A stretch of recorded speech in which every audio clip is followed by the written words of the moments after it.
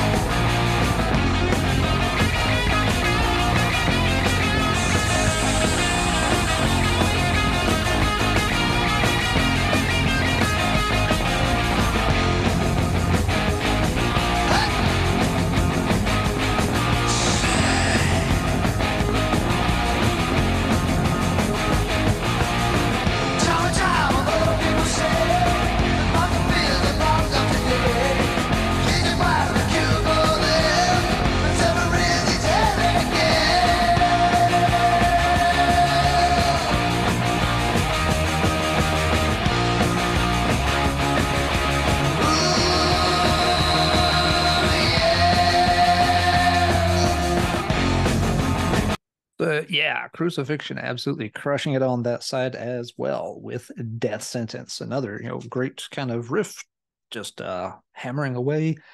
Love the just, very raw, dirty sound of this. They sound a little bit like a band that might have appeared on the New Electric Warriors compilation, but a lot stronger and tougher than any of the bands that put in appearances on that very fine compilation album.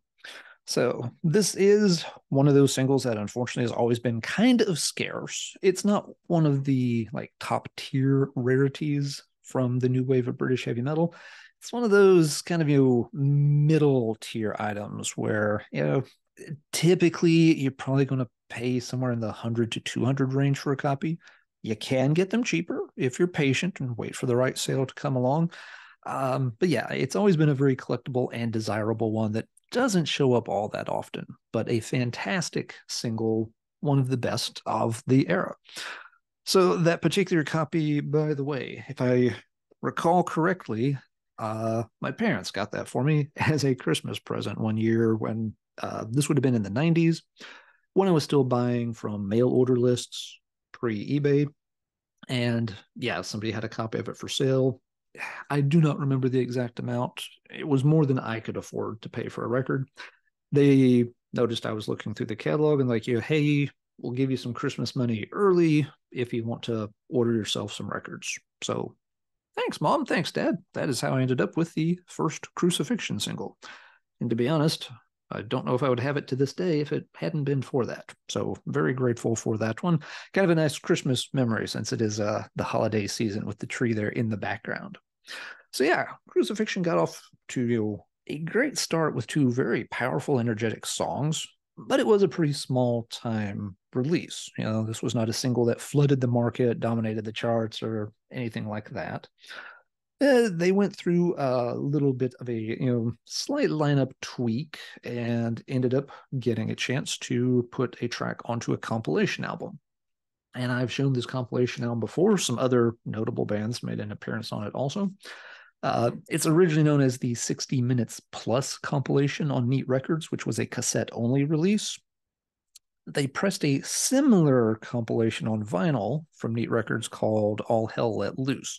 The track list here is a little different, but it does still include a track by the revamped Crucifixion. It is track number 3 there on the A side, and it's the Fox, but it is not the same version as what I just played a few minutes ago. The band redid the track, amped it up quite a bit, and, well, let's let the music do the talking here and check out this new rendition of the Fox from around 1982.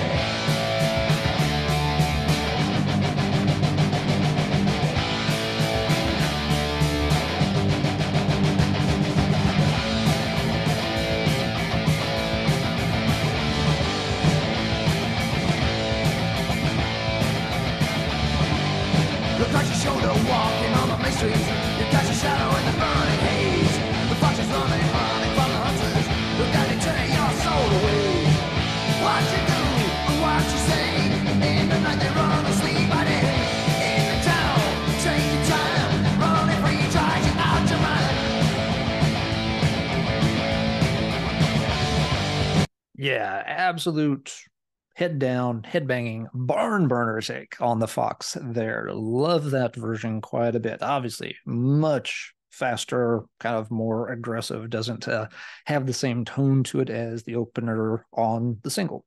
I like both versions of the song quite a bit, but this was the version I heard first. This comp was one of the first new wave of British heavy metal items I picked up after originally hearing the 79 Revisited compilation. I went to record stores and record shows, grubbing around for anything else to check out more bands. And this was one of the first things I came upon a few months later. And that track absolutely blew me out of the water. It was my favorite song on the comp, became one of my favorite songs from the entire new wave of British heavy metal. And Crucifixion went right to the top of my want list. Like, these guys had to record more stuff, and I absolutely have to hear it sometime. And turns out they did record some more stuff. This was not a case of a band just doing a single and a compilation song and calling it a day, like so many bands did. put the record over there out of the way for now. So yeah, the compilation track must have made a pretty good impression on the folks in charge of Neat Records, because the band was invited back to do a single for the label. And so in 1982, the band released their second 7-inch. This one on Neat Records. Goes with kind of a simple but relatively cool picture sleeve and the skeleton there, their logo. Kind of like, that he's actually, holding a, if you count the pips there, a 13 card, a little bit. This one pairs Take It or Leave It and On the Run. And let's check out clips from this one, see how these two tracks turned out for their first appearance on a Neat 7-inch. We'll begin with a clip from Take It or Leave It, a song title that was used by more than a couple of bands at that time. Here's the Crucifixion version of Take It or Leave It.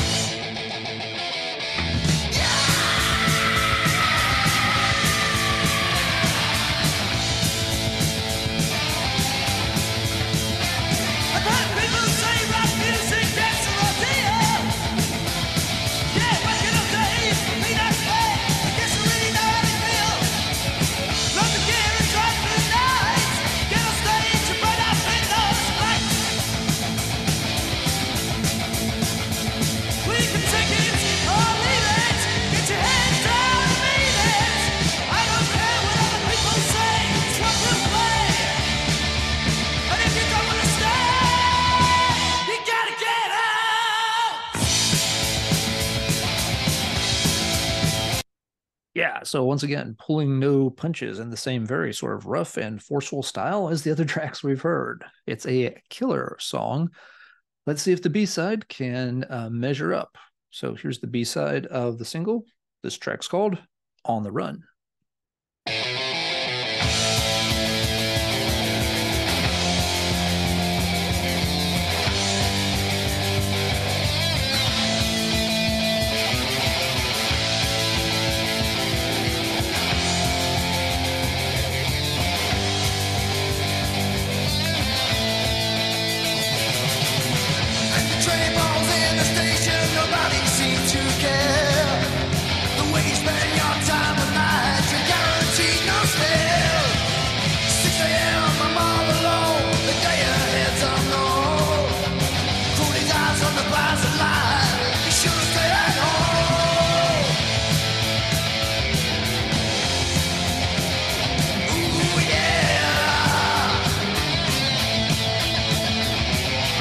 So yeah, absolutely another scorcher.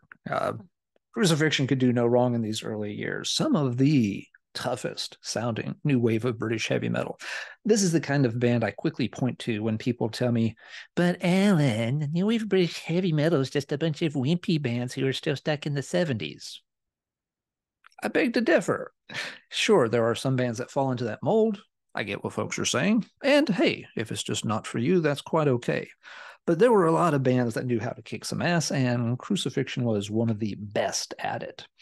Few fun side notes on the Crucifixion single there. One of those tracks, years later, would get covered by the band Zool. Zool did a couple of very cool sort of new wave of traditional heavy metal albums on Cruz del Sur, but they did them in the very early 2000s, before that whole new wave of traditional heavy metal kind of fully got itself up and running. But great band, fun stuff. But yeah, on one of their 7-inches for Air Raid, they also did a cover of On the Run by Crucifixion. This was on Planet Metal, which was Chris Maycock's label, and actually an old Zool patch in there as well that I've never taken out. Not much to show on it. They do a really good rendition of it. And if I remember right, and not trying to take credit for anything here, guitarist Mike Busher and I had done a lot of like CDR trade and stuff from that time. I know I sent him lots and lots of new wave of British heavy metal material, and I'm pretty sure I sent him recordings of Crucifixion, and it was one of the things he latched onto. And I guess that's why it ended up on their single. So I guess I get just a tiny bit of credit for that appearing on that release.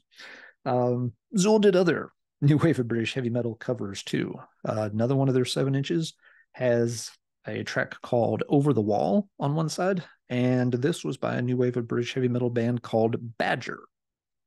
Now, before you laugh, badgers are pretty mean. They fuck you up, son. Don't laugh at the badger. This one was kind of interesting because it's a song that a lot of people like, and a lot of people kind of dig the 7-inch this is from, Mike included, obviously. I've never been that nuts about the Badger material. Over the Wall is definitely their best track. It might also be their only really good track. Some of the other Badger songs, earlier material was kind of silly, more of like a pub rock thing. So yeah, it was never my particular band. Other folks got into them, which is fine. But yeah, short aside there on Zool and their ode to some old new wave of British heavy metal favorites, including Crucifixion. Fun, just collector's note. Years later, I ended up getting a test pressing for the Crucifixion song single. So yep, this is the old neat 19 A and B test pressing. It's funny when you look at the etchings in the runout grooves, it kind of looks like they almost messed up the sides because it looks like it says like neat 19B, but then the B has like a swish through it and an A written next to it. So it's almost like they started putting the wrong label on one side, caught themselves, scribbled it out, and made sure they etched the right side onto it. So this came from an old collector acquaintance when he was selling off some rare things so that he could have money to buy other rare things. He contacted me to see if I wanted this. I'm like, yes, please. Let's try to work something out for that. So just a fun, kind of odd collectible that I picked up over the years. That Take It or Leave It single was one of the first new wave of British heavy metal 7-inch singles I picked up. Before I got into new wave of British heavy metal, I didn't mess with singles a whole lot, like most people. It seemed like kind of an ancient dud format. In the 80s, singles weren't really that much of a thing. But with a lot of these new wave of British heavy metal bands, they didn't release full-length albums. If you wanted to have stuff by them, especially back then in the early 90s and mid-90s, you had to look for compilations and you had to look for old 7-inch singles. A lot of the great stuff was just never on an LP back then. So I learned pretty quickly to start looking through the list of 7-inch material and got the Crucifixion one pretty early. All right, so Crucifixion is releasing tons of killer stuff. Seems like they would have been on a roll. It seems like, though, they never quite got a break. Need never gave them a chance to do a full album. And it would be about 2 years before they would get one more release done. This was still on Neat, but it ended up being a 3-track EP. This is the Green Eyes EP. Always liked the sleeve on that one. But, pretty straightforward. Green Eyes spelled out, down here, it's a little buried, hard to see at the bottom of the image. But again, 3-track EP on this one. The band's sound does change slightly by this point. Again, we're 4 years away from that opening single, so maybe it doesn't come as a shock that, the change in sound slightly. The songs are still close to the old style, but, they've lost a little bit of that kind of, gravelly, rougher edge. We'll play clips from some of these. Let's see what we've got. The labels on the record are mislabeled, which they just messed up printing on the labels. So let's see. I think this first clip is actually going to be from the song. Let's see. What have we got? Yeah, if I got these in the right order, this is actually be a clip from the song Jailbait, taken from the Green Eyes EP released in '84. What?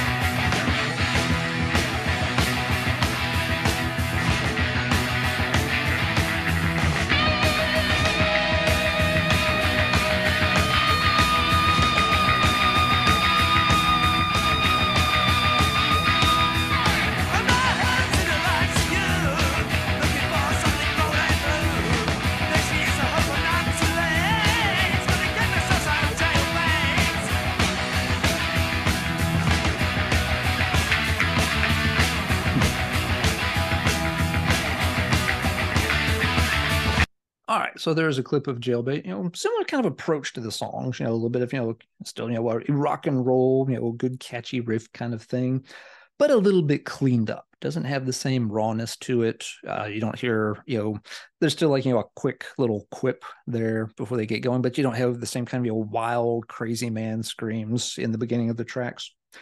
And that's worth pointing out something about those screams that we heard on the earlier samples. Some people really dislike that kind of thing. They have a negative reaction to it. Personally, I like it when a band does that kind of thing. Back in the day, again, you're a small-time band. You've probably saved up for months to go in and you get one shot at recording something. You want to make, a killer impression. Let it out. By all means, go ahead and roar. For me, it reminds me a lot of the style back in the late 50s rockabilly era. A lot of these bands, they grew up on some of that, or late 50s and early 60s rock and roll. So hearing these kind of guys, whoop and holler and scream at the start of tracks, I love it. It, is a shout out, to the old days of bands like Gene Vincent and the Blue Caps, stuff that I listened to a lot as a kid in my dad's record collection when I was growing up. So anyway, Jailbait, it's not the best song. This is the first track in their catalog that you start to feel like, okay, not quite as strong. Let's see what else is on the EP. The second track is called Moon Rising, and here's a clip from that one.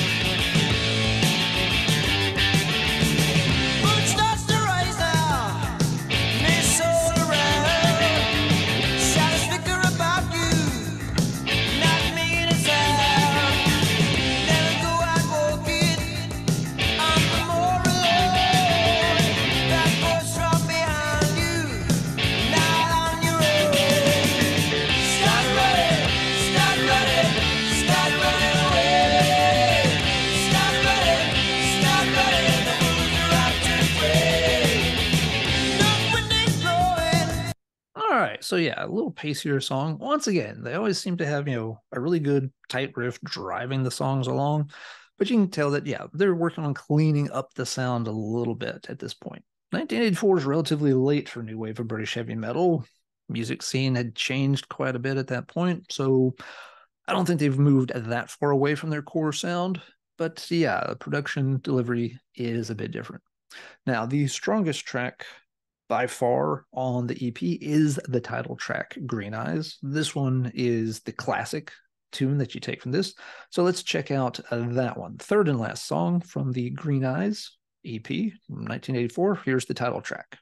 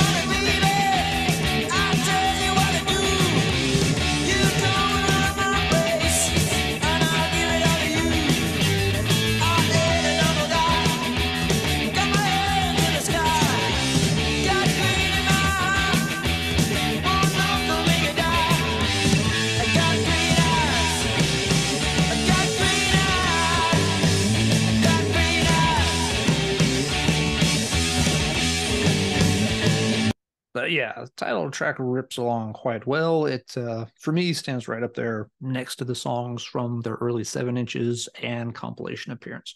So great track there. The other two tracks are okay, maybe not quite up to par with the rest of their excellent material. Few weird things with the 12-inch EP. I mentioned before that, the labels on each side are misprinted, and to my knowledge it's that way on all copies, so that when you put it on, the song that you're expecting to hear is not what actually comes out. The EP came on black vinyl. It also, though, came on purple vinyl. My copy is one of the purple vinyl ones, again, on the neat label there. I didn't get the purple vinyl for any particular reason. The reason I ended up with that was it was the first copy I saw offered for sale, and I was rabid for Crucifixion material at the time. So I'm just like, cool, it's a Crucifixion record. I don't care what color vinyl it's on. Purple? Sure, absolutely. Pick it up. Snatched it up and was glad I did. Always loved the title track, if nothing else. There were for a long time rumors that the EP was also on green vinyl. I've never been able to substantiate that. Excuse me. Been doing a lot of stuff today, losing my voice here a little bit in the evening. Where the green vinyl discussion came up was in this book. This is Heavy Metal, The Vinyl Years by John Allinson. Allinson was a heavy metal vinyl vendor. He sold through mail order catalogs. This was back pre-eBay. He was an older British fellow who had relocated to the southeastern U.S. And for a while, he ran a record exchange in Bluefield, West Virginia, which is kind of right on the West Virginia state line.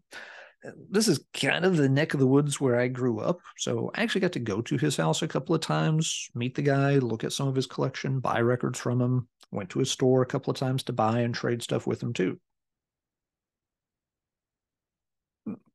Very nice guy, pretty friendly, pretty easy to, work with. His prices were always pretty reasonable. He didn't put a lot of, hype or anything in his album descriptions. Just like, here's the album, here's the pressing, here's the price. It was very straightforward transactions. What the book included was, again, just a very straightforward, no nonsense, kind of catalog description of lots of heavy metal vinyl records from the 1980s.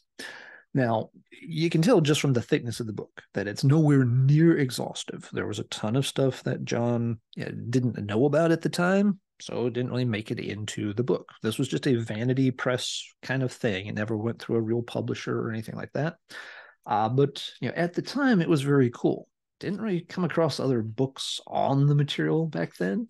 He did include pictures of some different picture sleeves. There's the Mars single, the very rare Marquis de Sade 7-inch. So it gave you a chance to see pictures of some more of these things, and at least learn some of the basics from a lot of bands. Not an exhaustive catalog by any means. Discogs would look at this today and say, "Oh, cute." But for the time, it was a nice resource to have. But where it confused the heck out of me regarding Crucifixion, the band we are discussing tonight, is under the Crucifixion listing here, the Green Eyes EP is listed as having been pressed on both purple and on green vinyl. This blew my mind when I got this book back around. It came out 96, 97-ish. So I got it somewhere probably 97, maybe very early 98, that time frame. And I thought, it came on green vinyl too. Well, I must have it. I'd owned the purple one for years at that point. Loved it. I think actually, if I remember correctly, I'm pretty sure I got the purple vinyl copy from John Allinson back around 1994. So I figured, it'd be cool to have a green one too. Green Eyes on green vinyl. Hey, yeah, I see what they did there. I want that. Well, that was in the late 90s. We're now in 2023, wrapping up, about to go to 2024. I've still never laid eyes on a copy on green vinyl. I've never seen one come up for sale on eBay, Discogs, or anywhere else. I've never seen a copy archived on PopPsych or anything like that. I've talked to a lot of collectors around the world for a lot of years. Nobody has a copy on green vinyl. At this point, I've come to the conclusion that it was a typo in the book, that just didn't exist. Hey, mistakes happen with this kind of thing. John knew a lot about some of the different colored variations on Neat.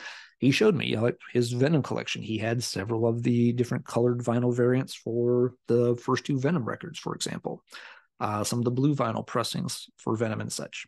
But he didn't show me a green Crucifixion that day when I visited his house. And I can't find anybody that has it. If anybody is watching this, has proof, can send a picture, post a link, something like that, that demonstrates it exists, I would love to know about it, because it's a record that, yeah, I spent a lot of years looking for. But eventually, I got to the point where it's just like, I've talked to so many people, and a lot of these are, big, long-time collectors, much bigger, been at it much longer than I have. And all of them were just like, well, not that I know of. So eventually I decided to come to the conclusion that it doesn't really exist after all. Yes, some of those neat colored vinyl pressings were very small quantities. So yes, it's possible something has kind of, slipped through the cracks that most people don't know about. At the same time, Neat tended to do things in batches on color. Like, there's multiple Neat items on purple vinyl. There's multiple Neat items on blue vinyl. Not saying they pressed them all up at the same time, but if they were pressing everything through the same plant, back then, colored vinyl was something the plant would do and give you a discount just so they could use up this leftover material from other bigger orders. I can't think of anything else that Neat did on green vinyl except for Venom.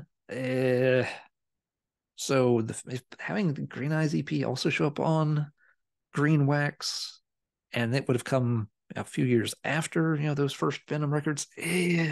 I don't know. I can't get the pieces to line up. So I'm calling it a typo, saying there's only black vinyl and purple vinyl for the Green Eyes EP. But hey, if somebody's got a copy and can show it to me, please prove me wrong. Anyway, where does that leave us with Crucifixion?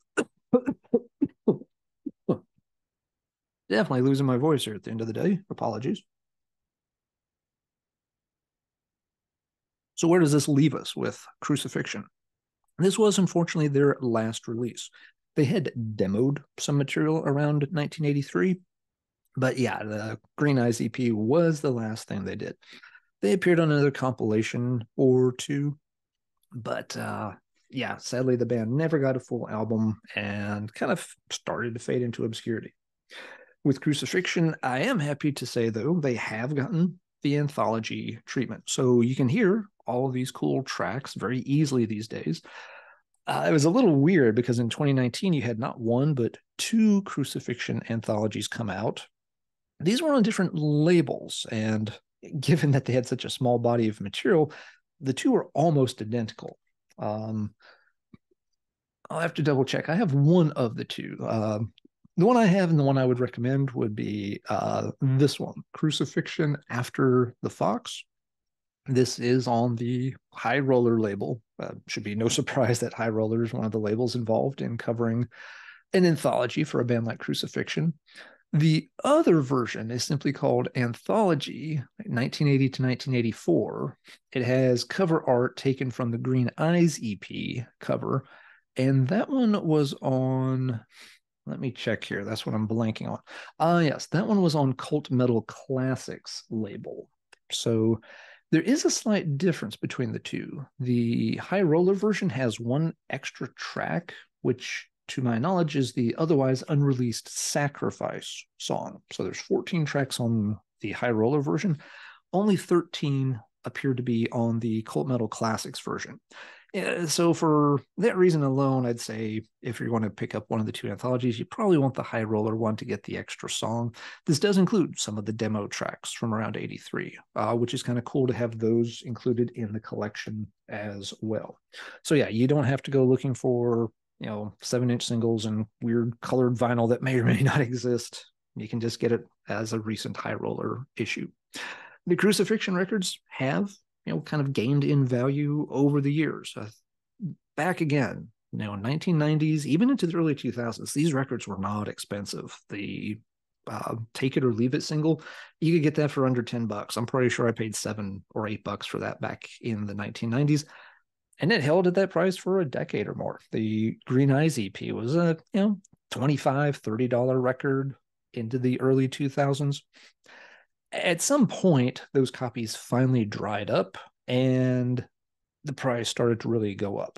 The records now are ones that are, they're all a little hard to come by and can cost some extra money. That first single was always expensive, but the others have also become more of a valuable collectible than they used to be. But again, hey, you've got all the music's right here. You don't have to break the bank or spend years looking for the vinyl if you're not interested.